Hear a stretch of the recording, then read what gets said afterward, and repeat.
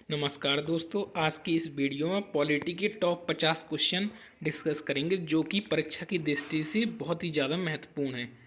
तो इससे पहला क्वेश्चन है, रेगुलेटिंग एक्ट 1773 द्वारा सर्वोच्च न्यायालय की स्थापना कहाँ की गई थी? तो ये की गई थी कोलकाता में 1774 ईस्वी में की गई थी। वहीं दूसरा क्वेश्चन है, भारतीयों का भारतीय प्रशासन में भाग लेने का अधिकार किस अधिनियम के द्वारा प्राप्त हुआ? तो ये हुआ था चार्टर एक्ट 1833 के द्वारा। चौथा प्रश्न है, केंद्रीय विधानमंडल सर्वप्रथम किस अधिनियम के द्वारा द्विसदनीय बनाया गया? तो ये था 1919 के भारत शासन अधिनियम के द्वारा। पांचवा क्वेश्चन है, केंद्र में द्वैध शासन व्यवस्था किस अधिनियम के द्वारा लागू की गई थी? ये भारत शासन अधिनियम 1935 के द्वारा। छठवां प्रश्न है, ब्रिटिश भारत में किस अधिनियम में संघीय शासन का प्रभाव था? यह भारत शासन अधिनियम 1935 के द्वारा। अगला प्रश्न है सातवां, एक निर्वाचित संविधान सभा द्वारा भारत के संविधान का निर्माण करने का प्रस्ताव किसके द्वारा दिया गया था? यह क्रिप्स मिशन के द्वारा। अगला प्रश्न है आठवां, भारत की संविधान सभा की पहली बैठक कब हुई थी? ये हुई थी 9 दिसंबर 1946 को। अगले क्वेश्चन की तरफ चलते हैं जो कि 9वां क्वेश्चन है, संविधान सभा का प्रथम प्रारूप किसके द्वारा तैयार किया गया था? ये था सर B.N. राव के द्वारा तैयार किया गया था। 10वां प्रश्न है, संविधान सभा का स्थायी अध्यक्ष किसे चुना गया था? ये था डॉक्टर राजेंद्र प्रसाद जी थे। 11वां प्रश्न, संविधान सभा में पंडित नेहरू द्वारा उद्देश्य प्रस्ताव कब प्रस्तुत किया गया था? यह 13 दिसंबर 1946। अगला प्रश्न 12वां, भारतीय संविधान के निर्माण काल में संविधान सभा के कुल कितने अधिवेशन हुए? ये थे 12 अधिवेशन हुए।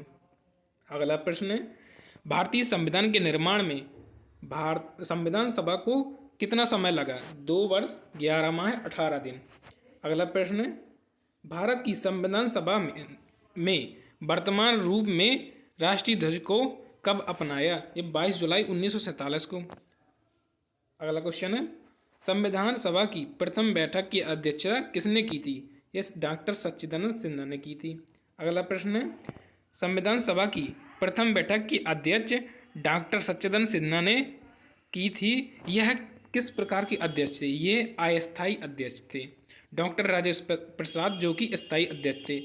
अगला प्रश्न है, भारत का संविधान कब स्वीकार किया गया? ये 26 नवंबर 1949 को। अगला क्वेश्चन है 18वां, भारतीय संविधान पूर्ण कब लागू हुआ था? ये 26 जनवरी 1950 को।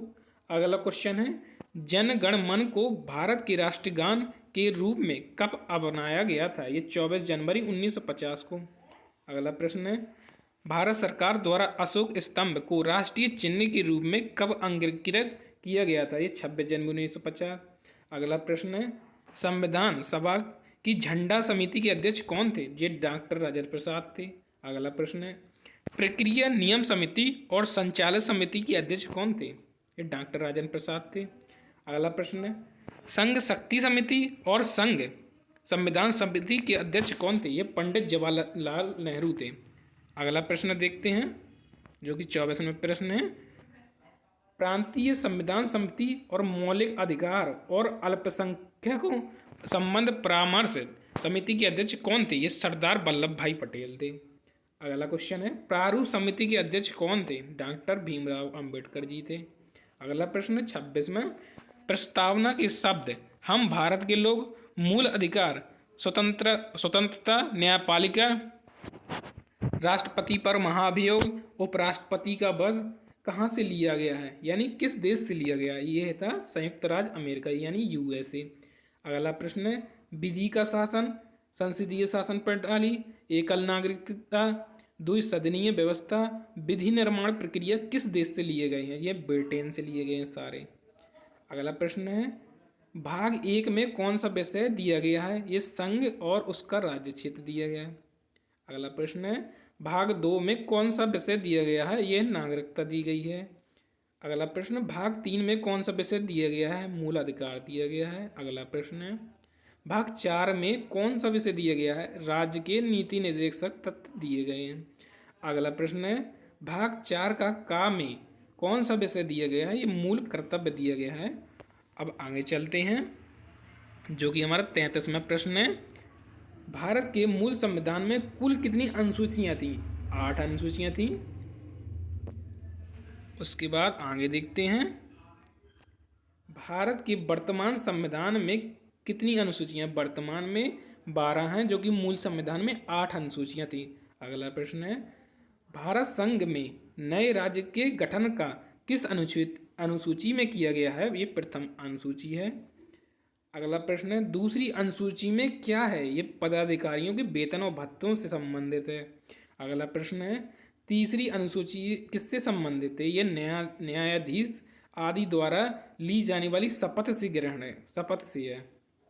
अगला प्रश्न है, चौथी अनुसूची में क्या प्रदर्शित करती है? चौथी अनुसूची मतलब क्या प्रदर्शित करती है? यह राज्य और संघ राज्य क्षेत्र के लिए राज्यसभा में स्थानों का आवंटन से संबंधित है। अगला प्रश्न आ जाता है, 7वीं अनुसूची में क्या आता है? ये संघ सूची, राज्य सूची और समवर्ती सूची में शामिल विषय को दर्शाता है। अगला प्रश्न है, 8वीं अनुसूची किससे संबंधित है? ये 22 भाषाओं का उल्लेख किया गया है इस अनुसूची में। अगला प्रश्न है, 10वीं अनुसूची किससे संबंधित है? यह दल बदल से संबंधित है। अगला प्रश्न आ जाता है 42वां, मूल संविधान में कुल कितने अनुच्छेद और कितनी अनुसूचियां थीं? ये 395 अनुच्छेद थे और 8 अनुसूचियां थीं। अगला प्रश्न आ जाता है, भारत संविधान अधिक कठोर, अधिक लचीले के मध्य एक अच्छा संतुलन स्थापित करता है। यह कथन किसका है? JK का यह कथन है। अगला प्रश्न आ जाता है, भारत में राजनीतिक सत्ता का प्रमुख स्रोत क्या है? ये जनता है। अगला क्वेश्चन आ जाता है, भारत का राष्ट्रीय पशु कौन है? यह बाघ है। अगला प्रश्न आ जाता है, भारत संविधान के अंतर्गत सिविल प्रक्रिया संहिता किस सूची का विषय है? यह समवर्ती सूची का विषय है। अगला प्रश्न आ जाता है, जो कि 48वां प्रश्न है, शिक्षा किस सूची का विषय है? यह समवर्ती सूची का विषय है। 49वां प्रश्न आ जाता है, रेलवे सुधार, रेलवे पुलिस किस सूची के अंतर्गत शामिल है? ये राज्य सूची के अंदर शामिल है। अगला प्रश्न आ जाता है 50वां, आर्थिक नियोजन किस सूची का विषय है? ये समवर्ती सूची का विषय है। और धन्यवाद मित्रों, मिलते हैं किसी नए टॉपिक के साथ। ये बहुत ही महत्वपूर्ण प्रश्न है जो किसी न किसी एग्जाम में पूछे गए हैं, तो इसे आप ज़रूर पढ़ के जाइए।